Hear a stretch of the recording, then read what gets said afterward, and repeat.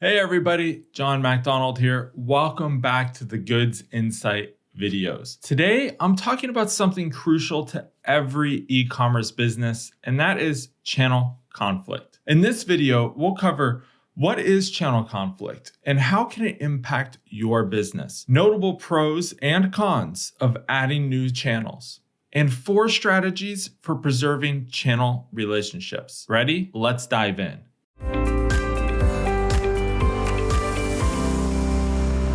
What is channel conflict and how does it impact an e-commerce business? So let's get back to basics for just a minute.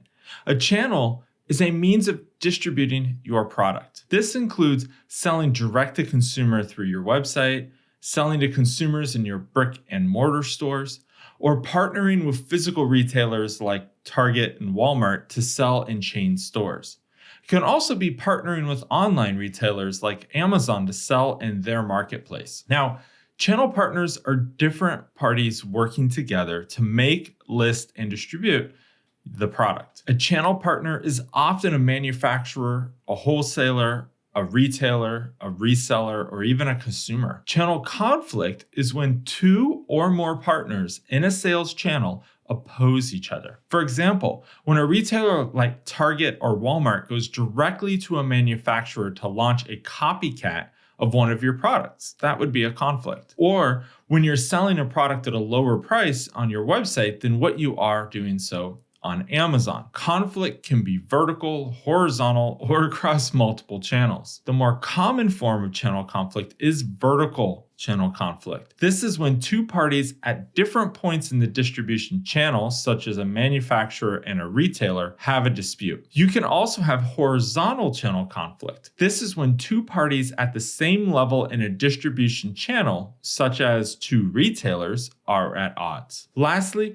there's multiple channel conflict. This occurs when a manufacturer has at least 2 channels competing for sales of the same brands and products. You might be wondering, given all the benefits of DTC, or direct to consumer, why do brands bother with other channels to begin with? They bother because of the many upsides to adding these channels. There are a few notable pros we should mention. You get rapid growth potential. New channels let you tap into additional audiences and volume overnight. Higher volumes can mean manufacturer discounts, which improve your margins. And while you can drive high volume with a large direct-to-consumer presence, partnering with a retailer is a faster, more approachable option for many brands. You get authority by proxy. So simply appearing in Nordstrom or Target or on Walmart's shelves can communicate credibility to a lot of buyers. Consumers will think, hey, they're in Walmart. They must be a legitimate business. You also get access to offline shoppers. You've seen the stats around the massive growth in e-commerce, but even after a pandemic, not everybody wants to shop online only. Workers within retailers will give you access to the offline customer base. You also gain customer convenience. Many consumers will want a convenience of popping into their local store and getting an item right now, or they want the option to easily try it and return it. A lot of times with clothing, for instance. But when you work with the retailer, you provide convenience for customers in both of these scenarios. You also gain share of mind and wallet. You're presenting on the shelf during weekly store runs. You're present in the retailer's shopping app when the consumer puts together a curbside pickup list. So both of these give you free advertising. You're regularly popping into that consumer's mind each time they shop. And you can see that the benefits of these additional channels are actually notable. Unfortunately, so are the costs. There are a few cons to adding channels as well. You get lower margins. There's no higher margin than a direct-to-consumer owned sale, which is why many brands are launching DTC in the first place. While adding channels does have its benefits, as we've covered, one of the biggest costs is lower margins. Some of these costs include getting in the door. Breaking into a channel, whether it is Walmart, Nordstrom, Target, Amazon, it's hard and expensive. Sourcing and vetting partners often means hiring a lawyer or a specialized service to review contracts, and the cost further erodes your margins. There's also contracts that strongly favor the retailers. Speaking of contracts, those aren't even guaranteed to be in your favor. One of my friends' experiences recently with a massive drugstore chain is a great example. As part of their contract, the chain could throw away or severely discount the brand's product. Not to mention, the brand was responsible for buying back any product the retailer didn't sell, even if they didn't get it back from them.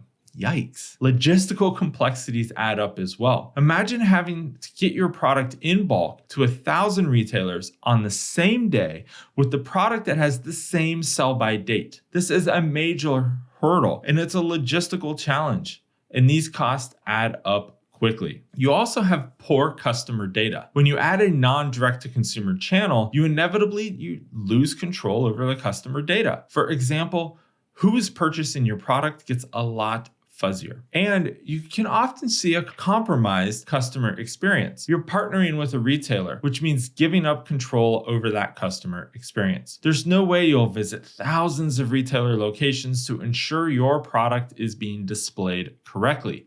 And even if you do pop into one store and notice an issue, what do?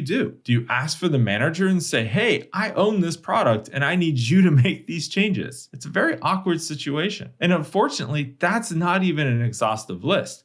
There are additional downsides like oversaturation, price wars, turf wars, all of which can have big impacts on your business. Yet, all things considered, many of the most well-known and purchased brands out there leverage multiple distribution channels. Nike, for example, balances selling direct to consumer through their e-commerce store, while also selling through Nordstrom and Foot Locker and a lot of other retailers. And that's no small feat. Like I already mentioned, multiple channels increase the chances that manufacturers, buyers, retailers, and your brand are in conflict. But Nike manages it. But also, most brands aren't Nike. So how can fast-growing brands with less brand recognition and even tighter margins introduce channels without also introducing loads of conflict? Here are 4 strategies for preserving channel relationships. 1 is build leverage for a better retail sale contract. Building your DTC brand before adding a channel helps you negotiate better contracts. And when you can negotiate a more favorable contract, you can better hedge against the potentials and cons of adding a channel. Building leverage through a strong brand that consumers request, and you gain more control over the narrative of what, where, and how your products are sold through those retailers. 2, start small, then ramp up. If this is your first time that you're working with a retailer, don't go all in from the start. Instead, start small, negotiate strong terms for that start, and then ramp up as your experience success. And once you do that, there are tactical ways to thrill customers by participating in direct sales without angering or alienating your distributor base. 3, offer exclusive products. Offer products on your e-commerce website that are exclusive to you. Examples are shoes customized to the buyer's feet, a unique hydration bottle design, or specially branded tent, or extended sizes like the size 15 shoes that I wear that can only be purchased on a website. Exclusive products create buzz, build demand, and show off your brand. And this tactic avoids channel conflict with retail outlets and other sellers. That's because you aren't directly competing against them, and you're not undercutting them on price. You're just simply offering a unique product. You're keeping part of your revenue in-house, but there's still plenty else to sell. 4, use offers, not discounts, such as product giveaways. Instead of authorizing a price reduction for retailers, offer a gift with purchase or some other add-on. For example, a free pair of socks with that shoes I was talking about earlier. Consumers love free stuff. And with this tactic, you create value for your consumer without undercutting your retailers. Your fans will love it, and your entire sales channel will benefit from the added exposure and marketplace chatter. It's a win-win-win. The customer, the manufacturer, and the rest of the sales team involved all benefit.